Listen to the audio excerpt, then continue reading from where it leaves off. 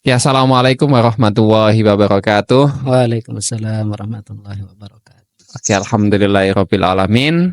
Selamat datang kembali di podcast Risalah Senja Ramadan Indah bersama Al Ibro.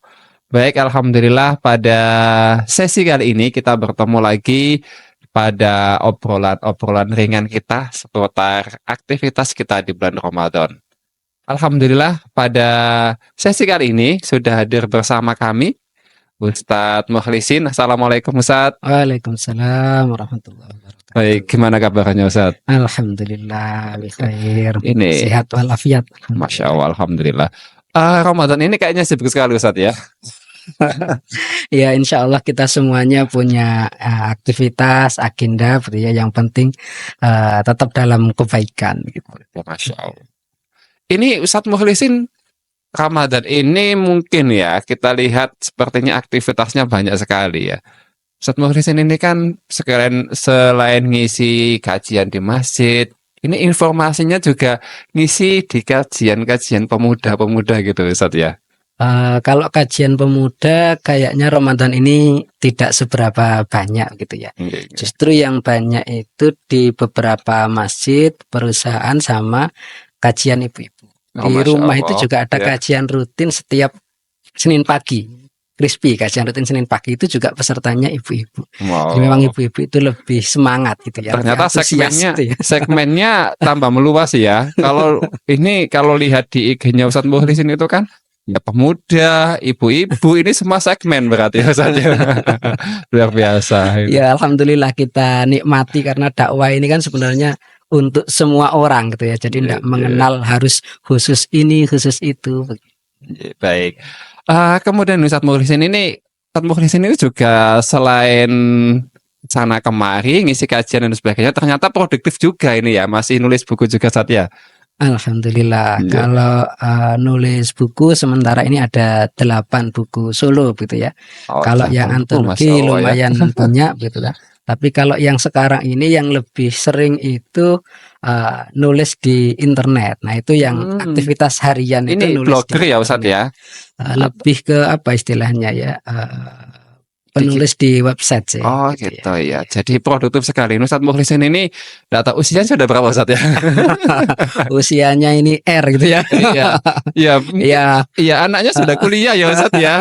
Tapi ini kalau kita lihat penampilannya masih jiwa muda banget, produktif banget ya. Masih menulis buku, kemudian aktif di media sosial juga Ustadz ya.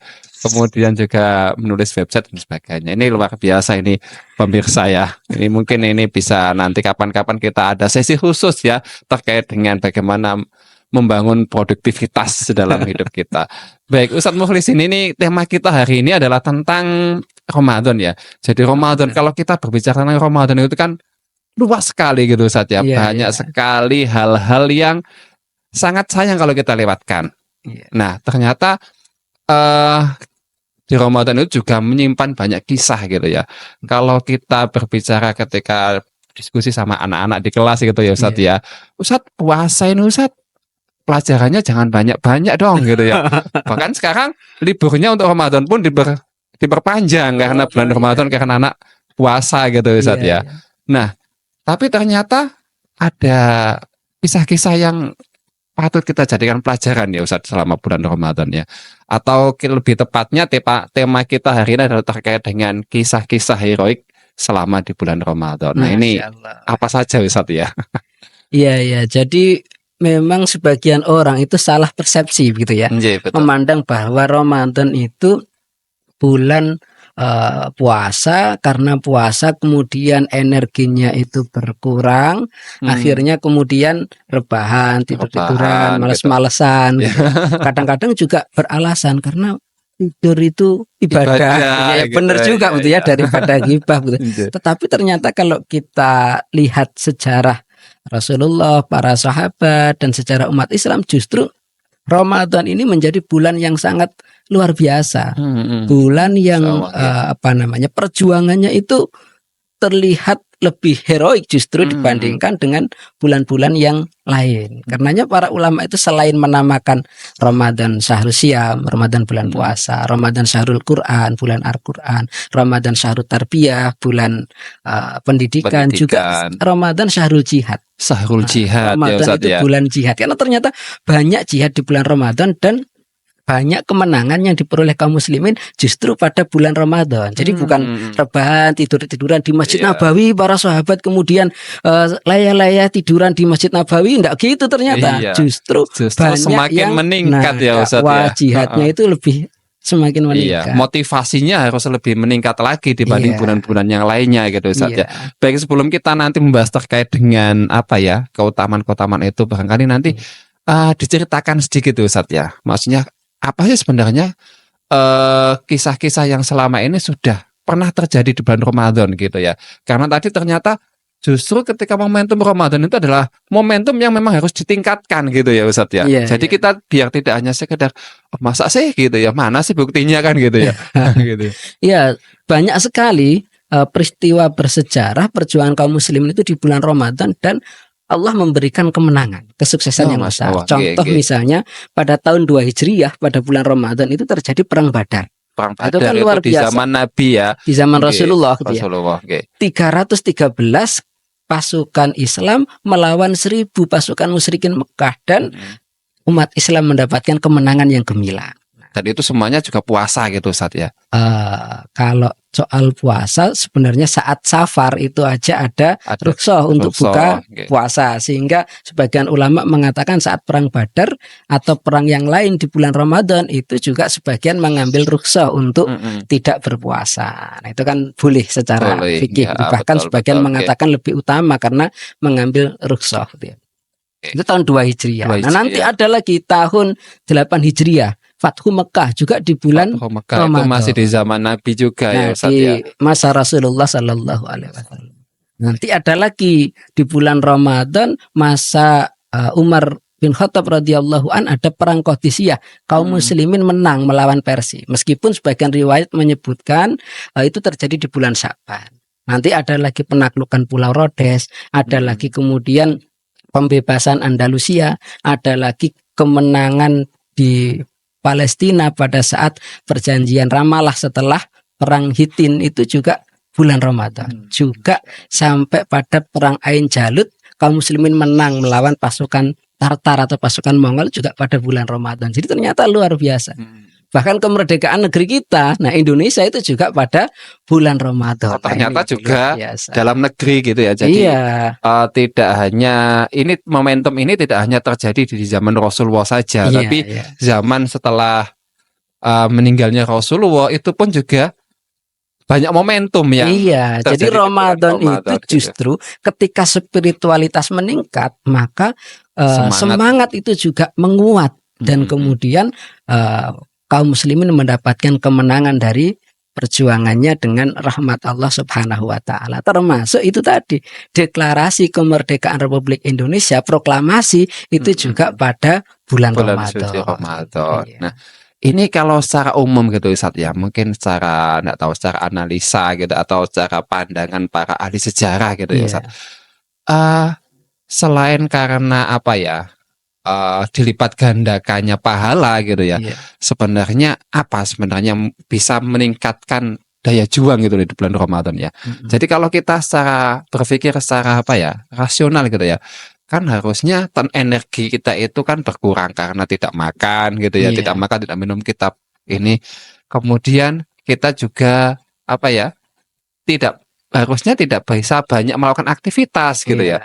Tapi kenapa justru fakta sejarah membuktikan bahwa ketika bulan Ramadan itu daya juang itu malah lebih meningkat gitu. Kira-kira analisa sejarahnya seperti apa Ustaz? Iya. Jadi sebenarnya yang meningkat itu bukan hanya kekuatan di medan perang, tetapi juga kekuatan kaum muslimin dalam perjuangan di medan-medan yang lain. Contoh misalnya Imam Syafi'i itu beliau kalau di luar bulan Ramadan biasa menghatamkan Al-Quran 3 hari sekali. Tapi di bulan Ramadan beliau bisa khatam Al-Quran 60 kali.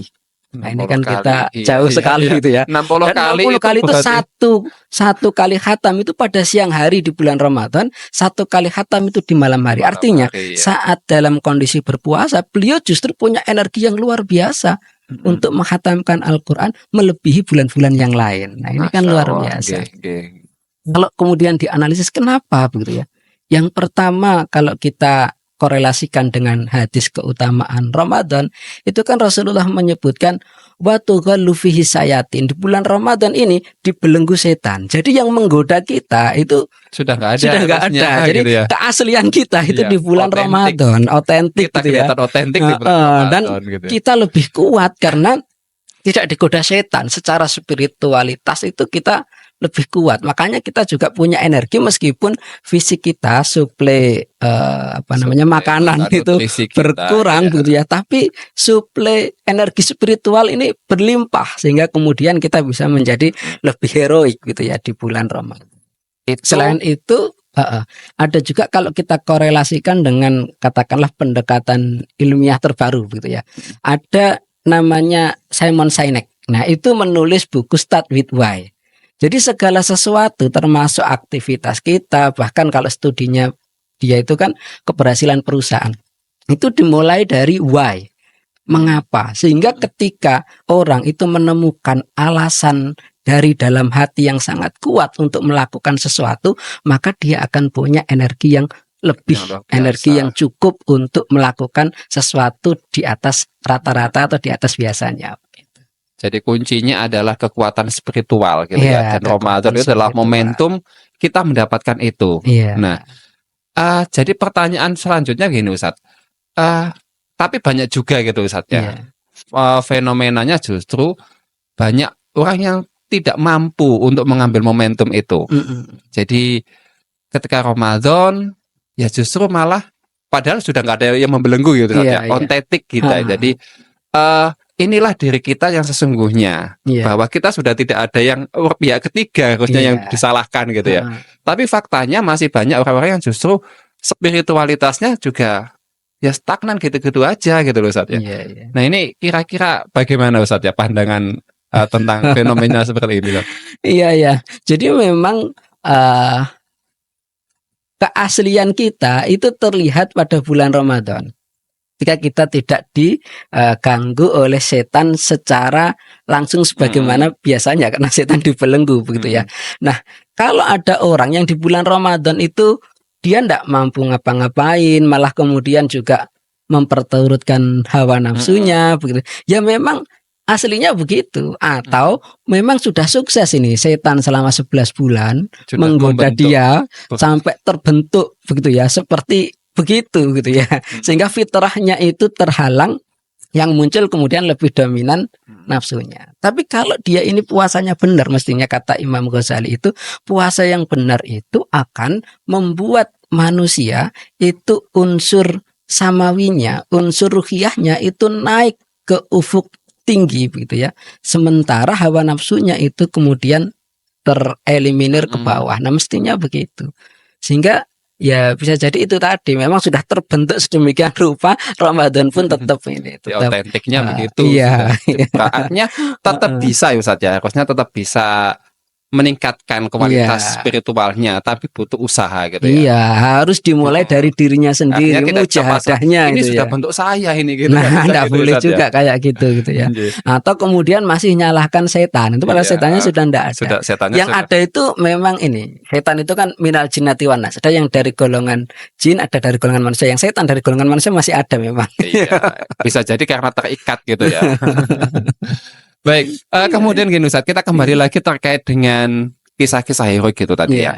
Jadi kalau dulu di zaman Rasulullah, zaman sahabat, bahkan zaman para founding father kita itu kan berjuangnya, puncak perjuangannya itu adalah di bulan Ramadan kan gitu Ustaz ya. Nah, kita di sini kita tarik sekarang pada generasi kita saat ini ya. Maksudnya pada periode kita saat ini. Artinya kita ketika ada momentum bulan Ramadan kan kita juga harus benar-benar meningkatkan daya juang kita. Ya salah satunya adalah dalam rangka untuk meningkatkan kualitas spiritual kita. Kita memperbanyak tilawah, banyak sholat qiyamul lail dan sebagainya gitu ya Ustaz ya. Nah, artinya apa ya? Kita butuh bekal apa lagi, Ustaz? Akhirnya biar ya kadang kita ketika hanya fokus untuk meningkatkan spiritual kita saja kan kadang sudah ngos-ngosan ya Ustaz ya. Misalkan saya pengen target tilawah 2 kali khatam gitu aja, untuk menuju konsisten agak susah, apalagi ketika harus ada perjuangan yang lain. Misalkan saya harus berjuang bisa menulis kayak gitu kan. Nah, itu kan ada banyak faktor, barangkali ada faktor lain gitu Ustaz ya. Iya. Jadi yang pertama, yang paling utama itu sebenarnya berangkat dari kekuatan ruhiyah gitu ya. Karena sebagaimana kata Al-Mutanabbi, kalau tekad seseorang itu sudah membaca, maka fisiknya itu akan lelah untuk mengikutinya. Jadi kuncinya itu pada ruhiyah kita gitu ya. Ketika semangat kita kuat, maka fisik ini insya Allah akan mengikuti gitu ya. Tapi kalau kita tidak punya tekad yang kuat, ya umumnya kita akan mudah untuk melemah gitu ya, melakukan excuse gitu ya, memaafkan diri dengan berbagai alasan. Dan ini pernah terjadi misalnya pada saat berapa puluh tahun yang lalu ya, zamannya Syekh Abdullah Azam. Nah, beliau itu waktu itu kan memimpin jihad di Afghanistan. Murid-muridnya dan teman-temannya pada saat itu menganggap bahwa istilah mastata'tum. Kalau di hadis Nabi kan Arba'in Nawawi yang ke-9 misalnya, manahaitukum anhu fajtanibuh wa ma amartukum bihi fa'tu minhu mastata'tum. Apa yang aku perintahkan kepada kalian, kerjakan semampu kalian mastata'tum. Di Al-Qur'an kan juga ada fattaqullaha mastata'tum. Maka bertakwalah kepada Allah semampu kalian. Nah, umumnya itu dipahami, yes, kemampuan saya begini, ya sudah. Ya. Ini batas saya. Ini batas saya. La yukallifullahu nafsan illa wus'aha begitu ya. Nah, itu akhirnya dicoba oleh Syekh Abdullah Azam. Kalau begitu silakan kalian lari. Ayo lari sekuat kalian. Nah, mengelilingi lapangan. Lapangannya luas. Ada yang 1 kali kemudian sudah selesai. Ya ini kemampuan saya segini. Ada yang 2 kali, 3 kali gitu. Tapi tidak banyak. Mereka istilahnya mengambil itu tadi batas zona nyaman. Ya. Saya sudah ya seginilah mastata'tum saya begitu ya. La yukallifullahu nafsan illa wus'aha. Akhirnya Syekh Abdullah Azam mencontohkan. Sekarang giliran saya. Beliau lari ngelilingi lapangan itu 1 kali, 2 kali, 3 kali, terus lebih dari 10 kali sampai yang lain tadi itu melihat, Masya Allah ini saya kok kuat begitu ya. Padahal beliau juga lebih sepuh daripada yang lainnya. Sampai akhirnya mereka ini kok kuat saya sebanyak ini. Tiba-tiba kemudian saya ini di tengah lari itu terhenti jatuh. Ternyata beliau pingsan. Nah, mereka ini khawatir, saya sampai pingsan, ini memaksakan diri.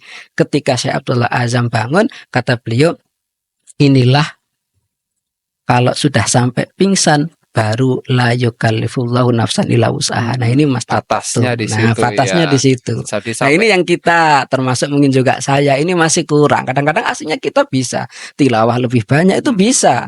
Kita qiyamul lail lebih lama itu bisa gitu ya. Berusaha menghafal lebih banyak bisa. Menulis lebih produktif bisa, cuma kita lebih ngambil zona nyaman. Wis sakmene ae gak apa-apa gitu ya. Bisa disimpulkan bahwa kita itu kadang terjebak pada kesimpulan diri kita sendiri gitu. Iya, jadi kita yang membatasi diri kita sendiri. Memvonis bahwa ini adalah kemampuan saya. Padahal kalau dari kisahnya Syekh Azam tadi itu harusnya yang berhak untuk menghentikan batas itu adalah Allah SWT. Jadi sampai Allah menghentikan, ini batas kamu lari gitu ya Ustaz ya. Itu contoh yang barangkali yang mudah dipahami gitu ya. Yang mudah dipahami. Meskipun nggak sampai segitu juga gitu ya. Misalnya kita melean tadarus Al-Qur'an sampai kemudian kita pingsan ya enggak sampai segitu juga gitu. Kita tilawah Al-Qur'an sampai kemudian salat qiyamul lail katakanlah ya, sampai kemudian tertidur saat sujud ya enggak segitu juga gitu ya. Tapi bisa kita tingkatkan dari yang kita merasa ini sudah batas saya, barangkali kita coba lagi, ternyata bisa. Nah, itu perlu untuk kita coba mujahadahnya ini. Jadi ada keinginan dari diri tadi yang pertama itu Ustaz ya. Kemudian akhirnya kita mencoba perlahan-lahan gitu ya, target kita. Misalkan kita selama ini menganggap bahwa misalkan kita berbicara tentang tilawah gitu Ustaz ya. Batas saya 1 hari itu bisa 1 juz gitu ya. Kenapa kita tidak mencoba 2 juz ya gitu dalam satu hari itu, gitu. Iya. Jadi kita bikin target yang lebih baik daripada sebelumnya. Betul. Gitu, jadi akhirnya hari ini harus lebih baik gitu Iya. ya. Jadi kalau Ramadan kemarin saya bisa khatam 1 kali.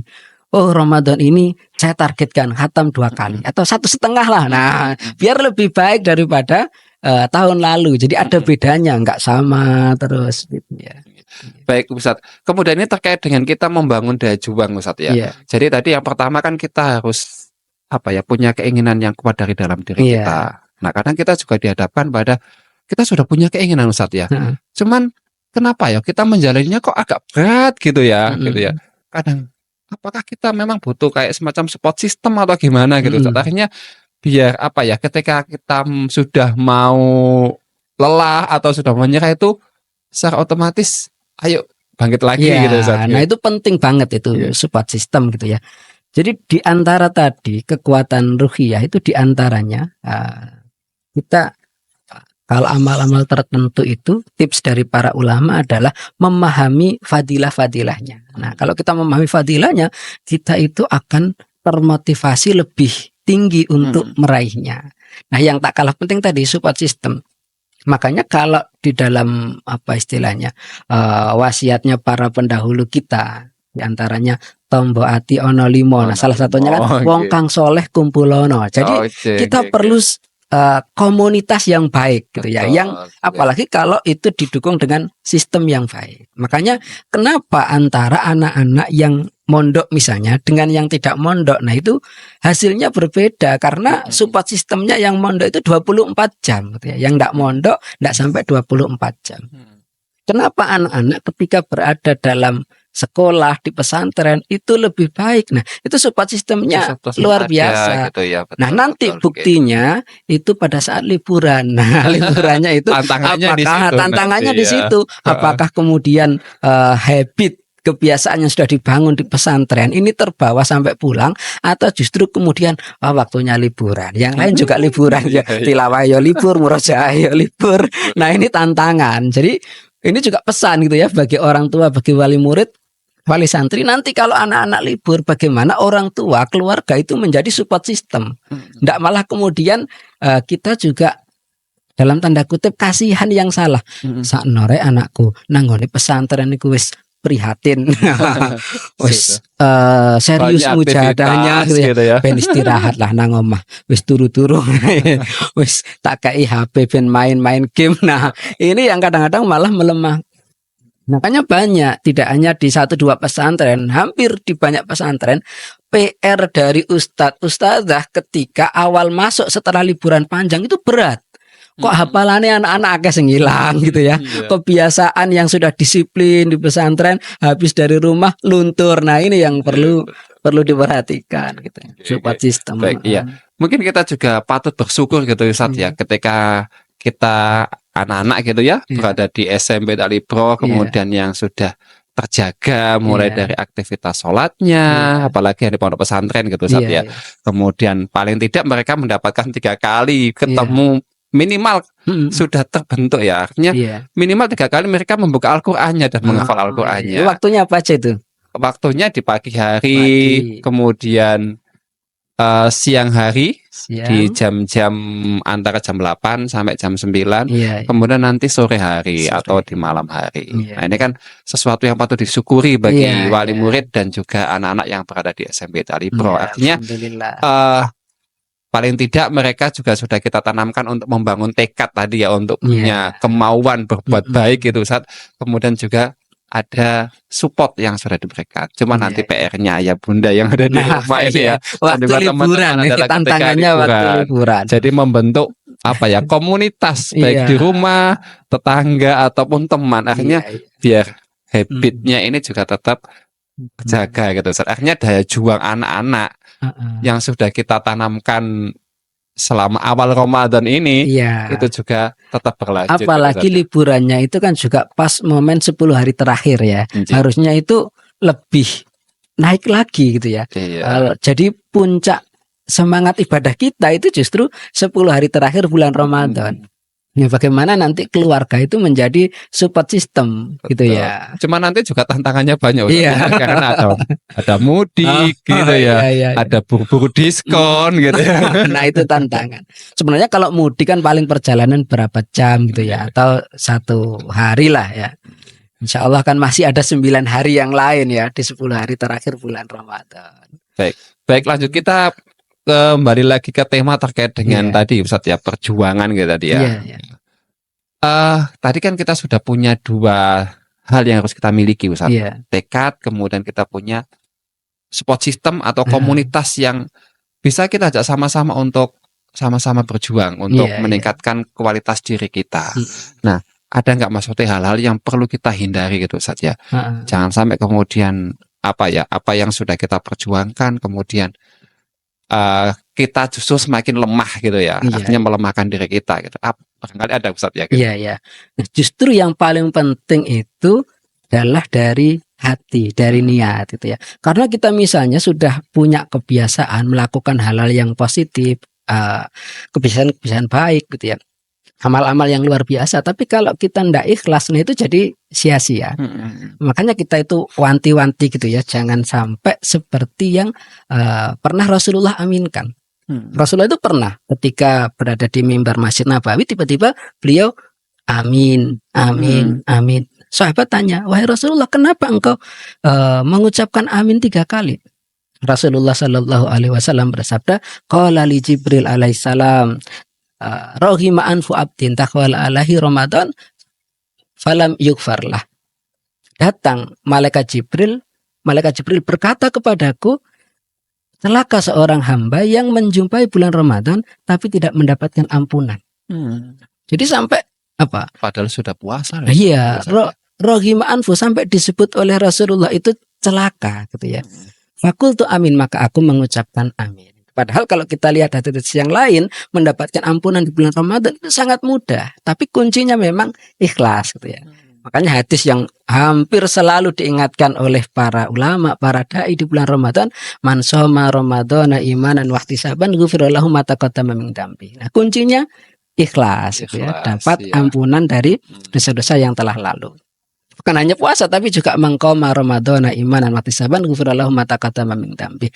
Termasuk juga qiyam Ramadan kita, salat tarawih, salat malam itu juga mendatangkan ampunan kalau ikhlas. Makanya ini yang perlu untuk kita jaga, bagaimana kita ikhlas gitu ya. Dan juga membersihkan hati kita dari penyakit hati yang lain. Misalnya ujub gitu ya. Nah, makanya ini tantangan gitu ya. Tantangan, dan biasanya yang ini penyakit yang levelnya lebih tinggi, artinya orang biasa itu mungkin digoda dengan maksiat saja itu sudah hilang. Dalam artian sudah tidak beramal soleh. Nah, tapi kalau yang berhasil melewati itu, dia beramal soleh. Nah, itu digoda dengan apa? Dengan hatinya tidak ikhlas. Itu kalaupun sudah ikhlas, digoda agar ujub. Meskipun yang menggoda sudah dibelenggu, tapi kadang-kadang masih muncul jadi penyakit hati. Nah, jangan sampai jangan sampai santri-santri kita di SMP Ali Bro itu kan insya Allah di atas rata-rata gitu ya, kalau dibandingkan dengan anak-anak seusianya. Nah, jangan sampai karena itu, entah hafalan Al-Qur'annya, entah karena tilawahnya, amal solehnya, kemudian menjadi ujub. Saya lebih baik daripada teman-teman saya, itu bisa rusak, melemahkan semangat juga. Jadi ada 2 tadi Ustaz ya. Ikhlas itu memang harus dijaga ya. Maksudnya motif kita itu jangan sampai selain lillahi ta'ala gitu Ustaz ya. Kemudian tadi terkait dengan jangan merasa puasa kita lebih baik, tilawahnya paling cepat gitu ya, paling banyak khatamnya gitu kan, itu sesuatu yang bisa melemahkan. Bahkan seorang alim, seorang ulama yang beliau itu sangat luar biasa, sangat jenius, itu bisa blank, kehilangan ilmunya gara-gara ujub juga. Itu contohnya misalnya, tapi akhirnya beliau segera sadar lalu kembali lagi ilmunya dan jauh lebih menginspirasi. Nah, contohnya misalnya Syekh Muhammad Ibnu Maliki, pengarang Alfiyah. Nah, beliau itu kan yang ada di ini pesantren banyak yang dihafalkan sama santri-santri. Itu kan beliau luar biasa. Sebelumnya beliau sudah menulis kitab nahwu yang sangat tebal, lalu beliau meringkasnya menjadi Alfiyah, Nazam Alfiyah 1002 bait tentang nahwu. Yang sebelum itu sudah ada Alfiyahnya Ibnu Mu'ti. Beliau sudah meninggal Ibnu Mu'ti itu. Lalu ketika menyusun Alfiyah ini kan sudah beliau sudah terinspirasi, oh nanti begini. Maka beliau kemudian menulis gitu ya. Beliau menulis Nazam Alfiyah itu. Qala Muhammadun huwa ibnu Maliki Ahmadu Rabbillah khairu maliki Musalliyan ala nabil Mustafa wa alihil mustakmilina syarafa wa asta'inullaha fi alfiyah maqasidun nahwi biha mahwiyah tuqarribul aqsa bil lafzil mujazi wa tafsulul batlabi wa'dil munjazi. Nah, setelah itu kemudian beliau mengemukakan tentang keunggulan Alfiyah. Wa taqtadiri dan bi ghairi suhti fa ikon dan Alfiyah tabni mu'ti. Nah, di situ kan beliau menyebutkan wa taqtadi ridwan bi ghairi suhti. Berharap bahwa Alfiyah ini mendatangkan ridha Allah tanpa kemarahan. Faikotan Alfiyah yang beliau tulis itu lebih unggul, mengungguli Alfiyah tabni Mu'ti, Alfiyahnya Ibnu Mu'ti. Nah, setelah itu apa lanjutannya? Kalau sebelum yang versi sekarang itu beliau menuliskan faikotan biha alfabaitin, faikotan biha alfabaitin. Tapi kemudian beliau itu kehilangan inspirasi. Apa berikutnya? Itu sampai beberapa hari. Jadi nggak keluar. Yang tadinya harusnya sudah selesai. Karena beliau sudah punya konsepnya. Karena ini kan ringkasan dari kitab yang lebih besar yang sudah beliau tulis sebelumnya. Nah, malamnya itu kemudian beliau bermimpi didatangi oleh Ibnu Mu'ti. Lalu Ibnu Mu'ti kemudian, kenapa Alfiyahmu berhenti begitu? Saya kehilangan inspirasi begitu ya. Sampai di mana? Disebutkan yang tadi terakhir itu fa'iqatan biha bi alfi baitin. Maka beliau kemudian melanjutkan gitu ya. Ibnu Mu'ti ini melanjutkan, oh kalau gitu teruskan saja gitu ya. Teruskan saja wal hayyu qad yaghlibu alfi mayitin. Orang yang hidup itu bisa mengalahkan 1000 orang mati. Maka Ibnu Maliki ini tersentuh sadarannya. Oh, iya ya Allah, ternyata saya ujub, merasa lebih baik dari orang yang telah berkarya lebih dulu. Maka kemudian beliau bangun dan setelah itu beliau mengubah, menghilangkan rasa ujubnya. Maka beliau kemudian mengganti bait yang ke berapa itu? Bait yang kelima itu gitu ya. Kemudian dengan bait pengganti wahwa bisabki wahwa bisabki khaizun tafdila. Setelah itu kemudian apa? Mustaujibun sana iya jamila gitu ya. Wallahu yaqdi bihi bati wa fi rahli walahu fi darajatil akhirah kalamuna lafdun mufidun kastatim wa ismun wa fi'lun summa harful kalim. Jadi beliau akhirnya justru mendoakan gitu ya, mendoakan wa huwa bisabki haizun tafdila. Jadi mendoakan Ibnu Mu'ti mendapatkan keutamaan karena sudah menjadi pelopor yang mendahului. Jadi tetap punya keutamaan karena mempelopori berkarya lebih dulu. Nah itu jangan sampai kemudian kita itu ujub begitu ya, ujub kemudian nah waktu liburan misalnya santri-santri itu wah teman-teman saya ini nggak punya hafalan, saya sudah hafal 10 juz, saya sudah hafal 15 juz. Nah itu hati-hati begitu ya. Saya sudah penuh ini kitab 5 gitu ya. Itu bisa melemahkan semangat, bahkan bisa menghalangi inspirasi gitu ya, menghalangi ilmu. Artinya perjuangan kita di bulan Ramadan itu harus benar-benar kita jaga gitu Ustaz, mulai dari keikhlasan kita, kemudian hati kita jangan sampai ada setitik pun gitu ya kesombongan pada diri kita ya. Karena memang kita tidak tahu kualitas diri kita, yang bisa menentukan itu kan hanya Allah Subhanahu wa taala gitu. Iya, benar banget. Baik, oke. Barangkali untuk di sesi akhir segmen ini ada nggak Ustadz?